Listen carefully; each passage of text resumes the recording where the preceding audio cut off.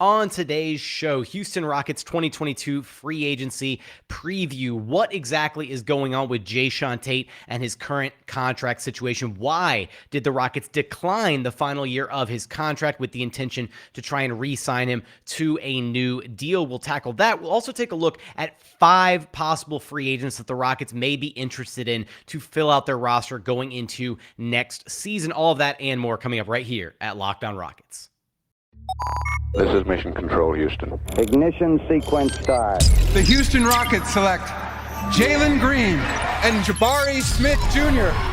T-minus 15 seconds. Guidance is internal. Every time I step on that floor, I'm coming. You're getting somebody who's going to come in with a chip on their shoulder, somebody who's going to come in and compete from day one. 6, 5, 4, 3, 2, 1.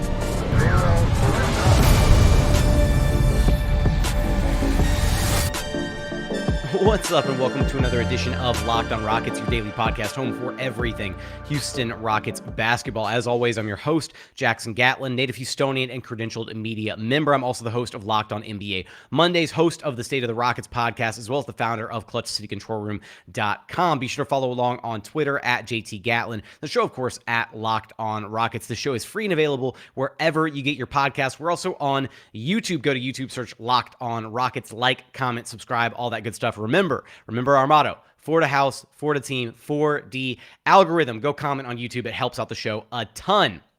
As always, we appreciate you making this show your first listen each and every day. Now, today's episode is brought to you by Arcade 1-Up. Locked On Rockets is partnering with Arcade 1-Up to give away 3 free NBA JAM Shaq Edition machines. That's right, there's 3 of them. These are the guys known for making incredible retro scale at-home arcade games like Pac-Man, Golden Tee, and many more. Enter for a chance to win one on arcade1up.com/lockedon. That's arcade1up.com/lockedon for a chance to win one. Don't want to miss out on that. Go check them out.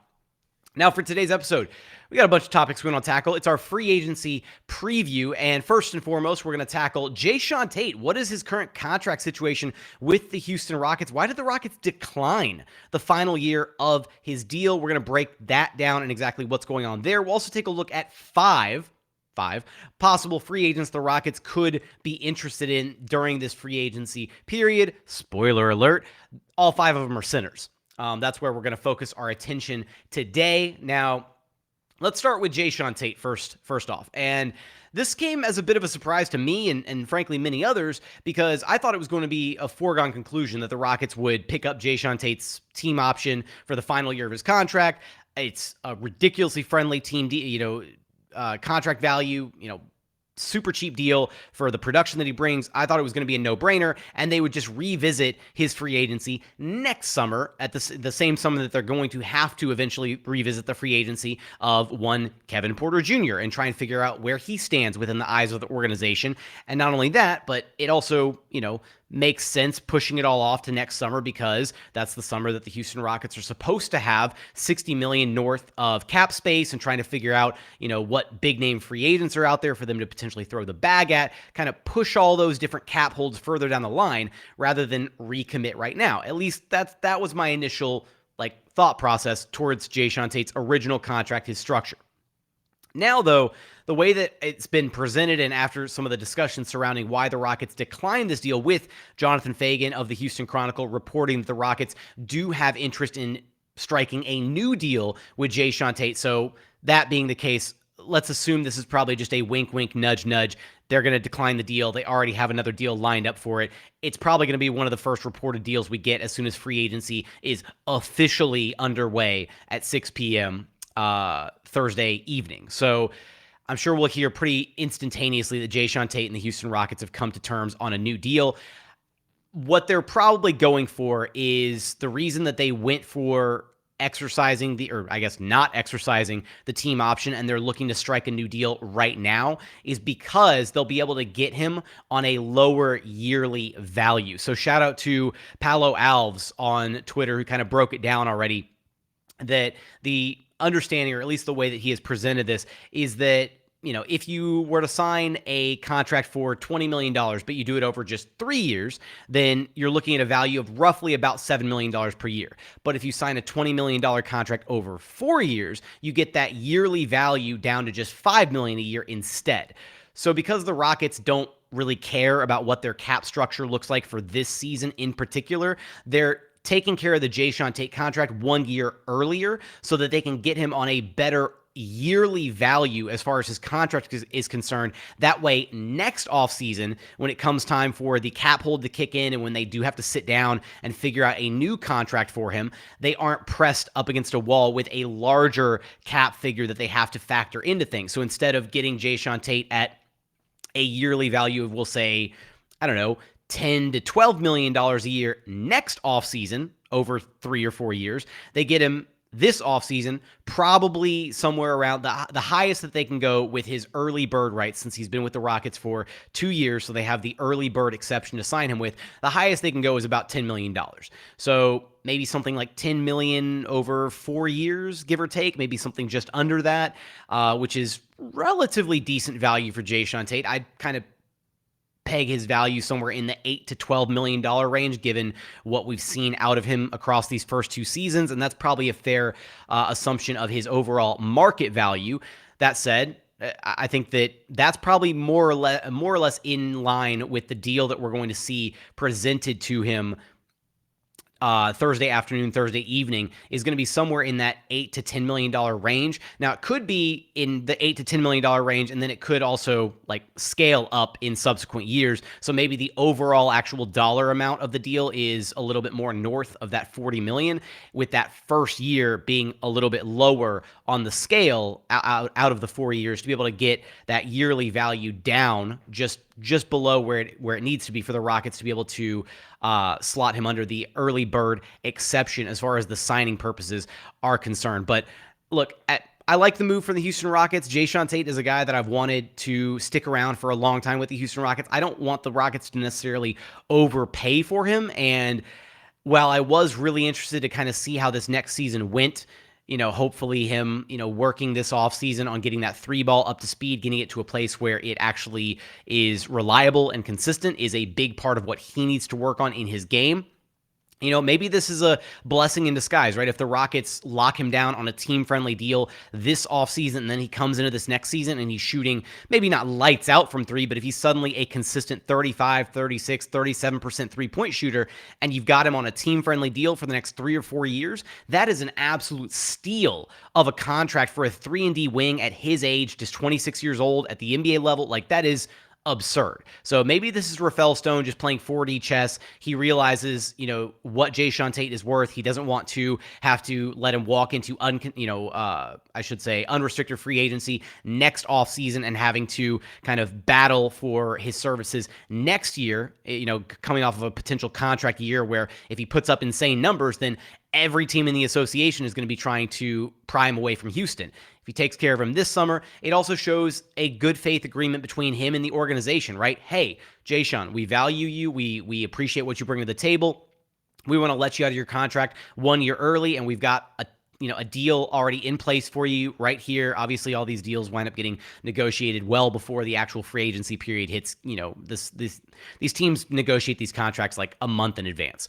So this is probably something that the Rockets have had worked out for a while with him, and it'll just be interesting to see the final details on what the contract actually looks like as far as the amount, over the course of the contract, the amount per year, all of that to kind of gauge, or I should say, to come up with a better understanding for why the Rockets made the move that they did and how that impacts their possible salary cap moving into next summer, which is the summer that the Rockets were hoping to have a, north of $60 million to spend on, a big name free agent or two, have potentially, a couple max salary slots to throw around at whoever, the big name free agents are next summer.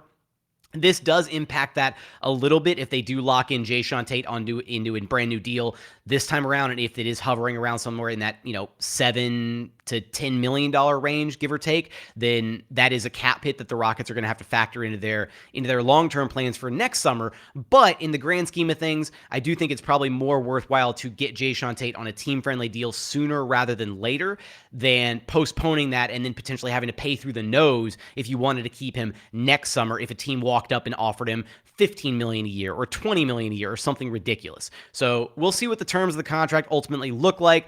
I'm excited that it looks like the Rockets are going to be retaining Jae'Sean Tate's services for the foreseeable future. Maybe that also gives us kind of an inkling as to the direction that they may ultimately wind up going with their starting lineup this next season. Jae'Sean Tate has basically been a de facto starter for this Rockets team for almost 2 straight seasons, and it kind of seems like the final starting spot is right now down to him and Eric Gordon. And since Eric Gordon seems to be the final domino to fall from the previous regime, from the Daryl Morey era, from the James Harden era, if EG's on the way out, then that ultimately makes Jae'Sean Tate the de facto starting 3 next to Kevin Porter Jr., Jalen Green, Jabari Smith Jr., and Alperen Sengun. So with that, those are final thoughts on Jae'Sean Tate's contract situation. It'll be interesting to see how it all plays out Thursday afternoon, evening. Of course, we'll keep you updated on that on Friday's show this week. All of the fallout from NBA free agency, where all the big names go, all that good stuff. Coming up, let's talk about some of the other actual free agency targets the Houston Rockets could potentially take a look at. We're going to get there after a quick message from our friends over at Arcade 1UP. Because look, NBA Jam is back with Arcade 1UP. The leader in at-home retro arcade games is not only bringing the best game ever back, but they've made it bigger and better than ever with a Shaq Edition machine. In one of the first sports games ever to feature real and digitized NBA licensed teams, no fouls, no free throws, no quarters required. You can compete with friends and family through all new Wi-Fi leaderboards, making you more connected than ever. You can pre-order now from right now from arcade1up.com. That's arcade, the number 1up.com for an estimated early September ship date. They've even got more classics like Golden Tee, Mortal Kombat, and many others starting at just $399. And check this out. Right now, they're giving away a free NBA Jam Shaq Edition machine to a Locked On listener. Enter for a chance to win a game console for your man cave at arcade1up.com/lockedon. That's arcade, the number 1up.com/lockedon. You've got until July 8th to enter to win an NBA Jam Shaq Edition machine. And continuing on here at Locked On Rockets, your daily podcast home for everything Houston Rockets basketball. Now, let's go ahead and dive into the 5 names that I think you should keep an eye on for the Houston Rockets as possible free agency candidates. And again, I spoiled it earlier, but all 5 of them are centers because this free agency class is loaded to the brim with talented big men. And if the Rockets want to go bargain hunting for a backup big to Alperen Sengun, this is probably the offseason to be able to get a steal of a deal on a backup quality center who can play anywhere from, a consistent 10 to, upwards of 20 minutes a night behind Alperen Sengun. Jonathan Fagan did report that the Houston Rockets do intend to utilize Alperen Sengun in a capacity this next season, probably about 25 to 30 minutes a night. He is, more than likely the de facto starter moving forward. So that gives the Rockets, if he's playing, 30 minutes a night, that's another 18 minutes that the Rockets need to fill at that backup 5 spot. There's going to be some times where the Rockets want to run small, where they maybe want to, experiment with Jabari Smith or Tari Eason or any number of other options at the 5, maybe Usman Garuba as well. But there's probably going to be some times where the Rockets would benefit from having a legitimate big backing up Alperen Sengun on this Rockets roster. And at this point, I know that a lot of people, myself included, right, are clamoring for Usman Garuba to get a shot, to get a legitimate shot in the rotation this next season. I would maybe argue that Usman Garuba is going to be maybe ahead of like Tari Eason in the depth chart, at least maybe to start the season or depending on how training camp looks, that kind of thing.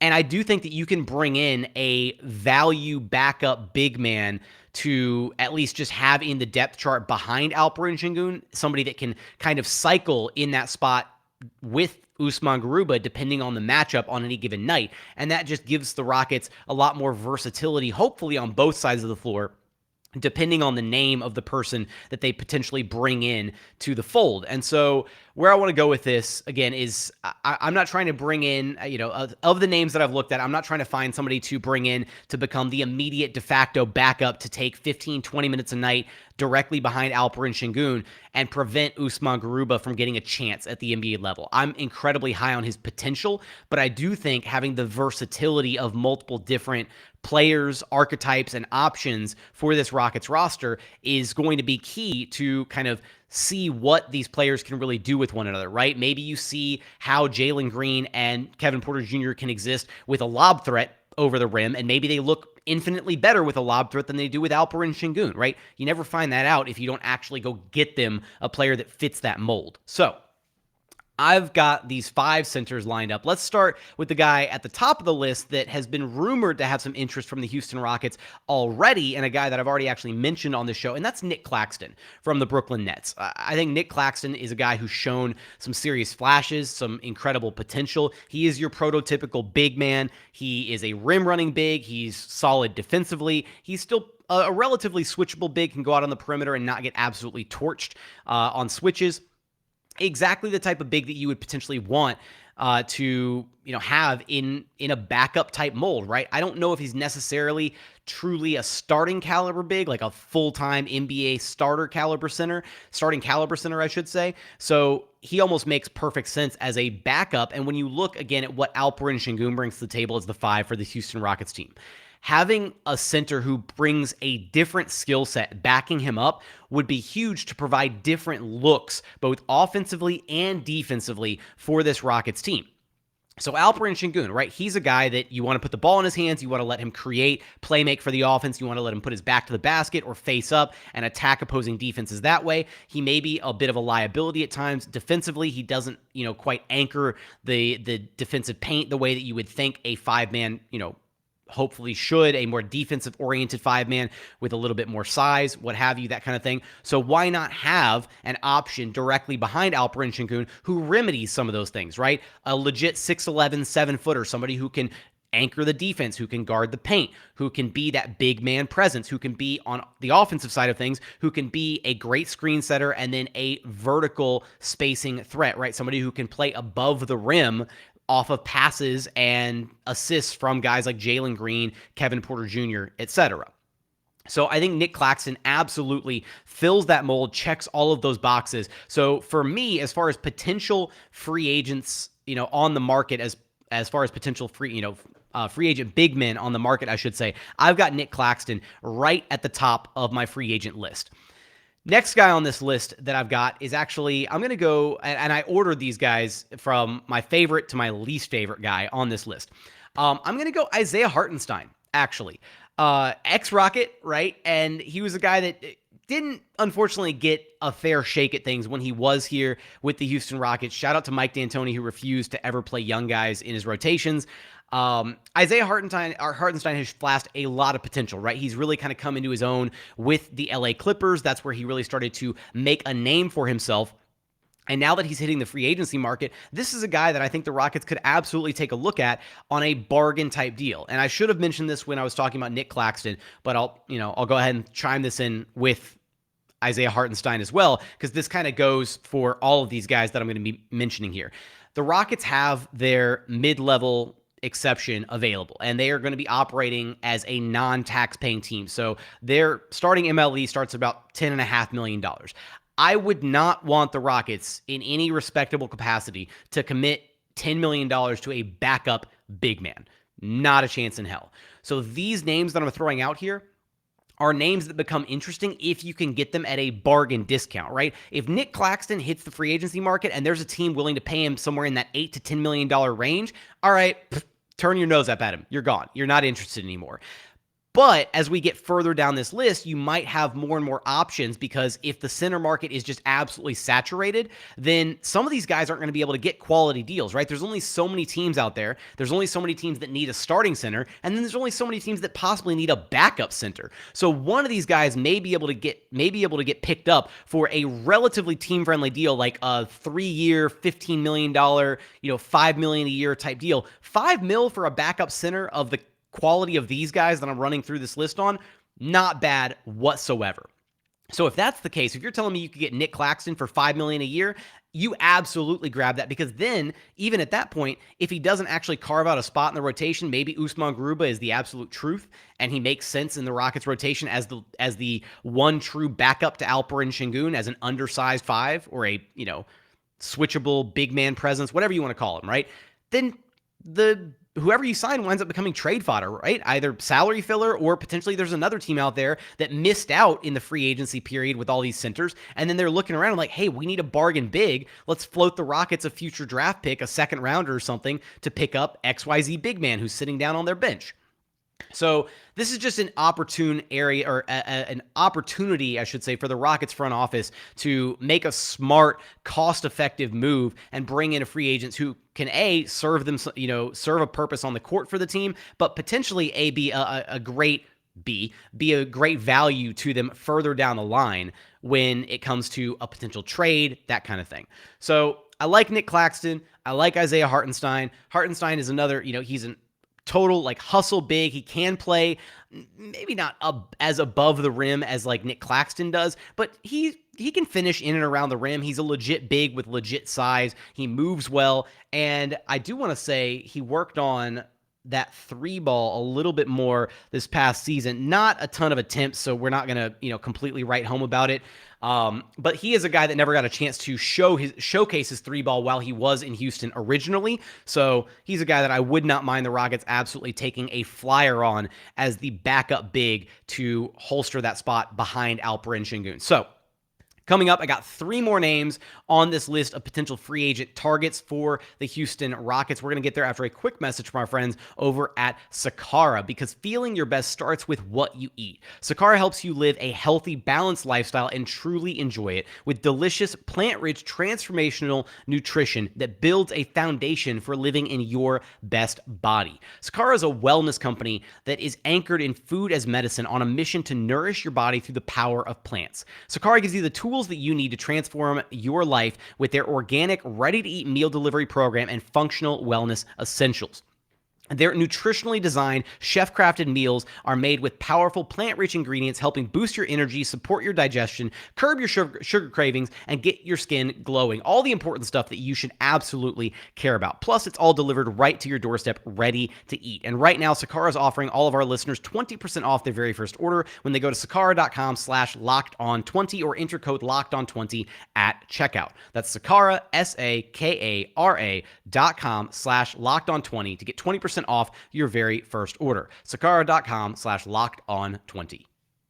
And final segment here at Locked On Rockets, your daily podcast home for everything Houston Rockets basketball. Let's continue on here with some of these free agent targets on this list that I've got.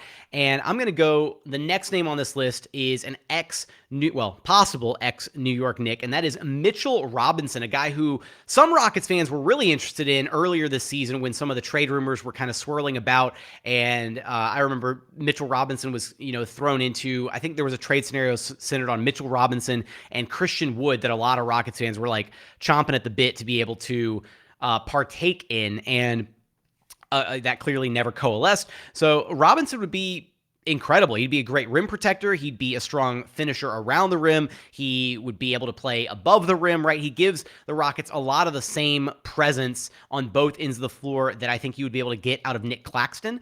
Although it is worth mentioning, Nic Claxton is a restricted free agent. Mitchell Robinson, an unrestricted free agent. So the Rockets in a bit of a better jousting position to try and go after Mitchell Robinson a little bit there further down the list. But again, another big man who gives them a different look both on offense and on defense, potentially backing up Alperen Sengun. All of these guys on this list so far that I've named all fit the timeline, and they all will, the last remaining 2 guys as well. They all fit the timeline for what the Houston Rockets are trying to accomplish. Most of these guys are all in that 23, 24-year-old range where they're, maybe a little bit older than this current Rockets core, but as far as, actual age differences are concerned, nothing drastic to where you're looking at them and you're not bringing in a veteran by any stretch of the imagination. You're bringing in another young body, another guy who can hopefully potentially continue to add a little bit to their game and grow with the rest of this Rockets team as a potential backup big to to Alperen Sengun. So Mitchell Robinson, third name on my list. So again, that is now Nic Claxton, Isaiah Hartenstein, Mitchell Robinson. Fourth on this list is a bit more of a project, and this is where we're getting into kind of like the reachy territory, and that's Mo Bamba. Look, Mo Bamba, is a guy that has a ton of potential at the NBA level, right? He's got great size, he's got great physicals, and he's flashed some potential, especially this past season with the Orlando Magic. But the Magic are at a place now where they just drafted Paolo Banchero. They've got Wendell Carter Jr., and it doesn't make a whole ton of sense for them to hold on to Mo Bamba if they're holding out some level of hope that he is going to continue to develop, grow into the player that maybe he could one day be, right? It's just, there's going to be a glut of minutes in the front court for the Orlando Magic, and maybe they just ultimately decide, hey, we're moving on from him. We don't want to bring him back. If that's the case, he's a guy that the Rockets could absolutely take a flyer on, right? He is a stretch big, so a little bit like Isaiah Hartenstein in the sense that you're getting a big man who can theoretically shoot the three ball. But this past season, he did manage to shoot the three ball at a pretty respectable percentage. I want to make sure I find his numbers. There we go. Let's grab his numbers right here. Yeah. So 38% on 4 attempts a game. So that's a legitimate sample size. And that's what made this past season especially kind of maybe not like a breakout year for Mo Bamba, but at least a year where, easily his best year of his professional career so far. There's been, some question marks about his motivation, his drive to really achieve his overall potential. But as a pseudo backup big, somebody that you can maybe still hope to grow and develop a little bit in a system around a bunch of other young guys, maybe a change of scenery does him well getting out of Orlando. Look, that Orlando's a place that has had a lot of names come and go and find success elsewhere after leaving the Orlando Magic. So maybe Mo Bamba is that next guy in that lineage of names that leaves Orlando, finds a little bit of success elsewhere. And maybe that could be with the Houston Rockets. Again, he's very much a buy low candidate and, very low risk, potentially very high reward if it pans out.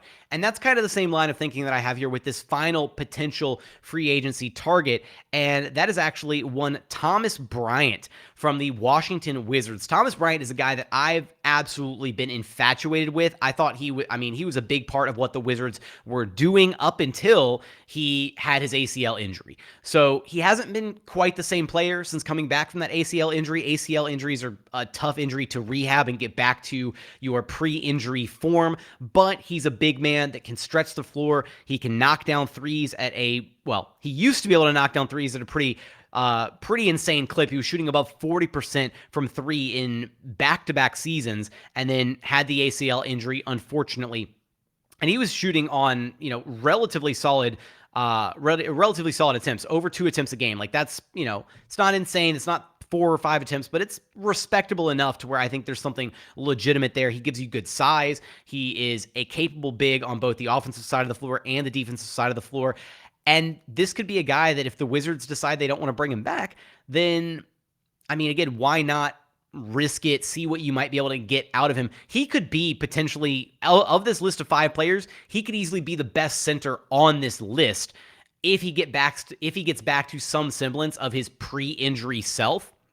And that also could be the case of him, if he's in, relegated to a backup center role, then maybe that helps provide the motivation that he needs to work even harder, right, to get back to where his body was at before the injury kind of sidelined him a little bit and kind of had him take a step back as far as his production this past season. We've seen that happen a handful of times, right? Player has an injury, they have a down year, and then they come back because they're just supercharged. They want to make it back to their pre-injury selves, and so they put in the blood, sweat, the tears to work their body back into the shape that it was in before the injury kind of, sideline their career a little bit. So maybe that's the situation that the Rockets could find themselves in with Thomas Bryant. Again, I order these guys from my most favorite to my least favorite prospects here for the Houston Rockets on the free agency market. I didn't bother looking at guards and I didn't bother looking at wings because it feels like the Rockets have kind of a glut at both of those positions. Whereas as far as the center position,